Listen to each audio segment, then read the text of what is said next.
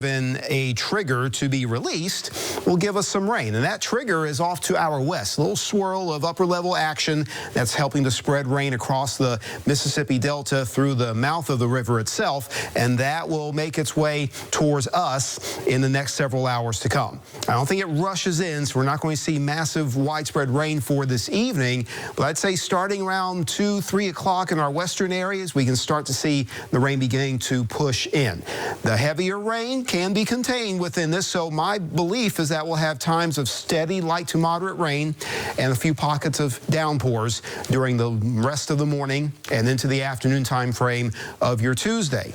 And even in the afternoon, it's going to be tough to avoid rain activity, which means it's a good idea to plan accordingly, your wardrobe, your schedule, your itinerary if you're traveling, because there will be some slick spots as the rain begins to taper off as we go into the late night hours with that system moving more to the east and northeast of the area. Clouds will be left over, and there will be at least an increase in sunshine for your midweek, but it'll be tough to get in on any lengthy amount of sunshine for tomorrow. Rain totals will vary. There is a possibility for at least some excessive rain that can cause rain totals through 24 hours upwards of 2 to 3 inches.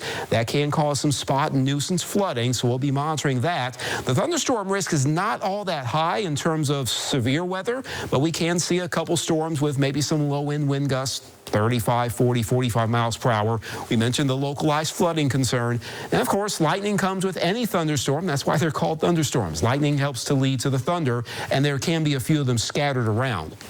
For midweek, we'll still have at least a partly cloudy trend. A slight bit of dry air comes in, so we get a break in the rain coverage into Thursday. But another system will start to head in for late Friday and Saturday. That does set us up for another rainier period with maybe a few more thunderstorms to deal with then. Morning lows will be right around 60 degrees. Could have a few lower readings in the 50s across interior South Georgia. And forecast highs will get into the 70s.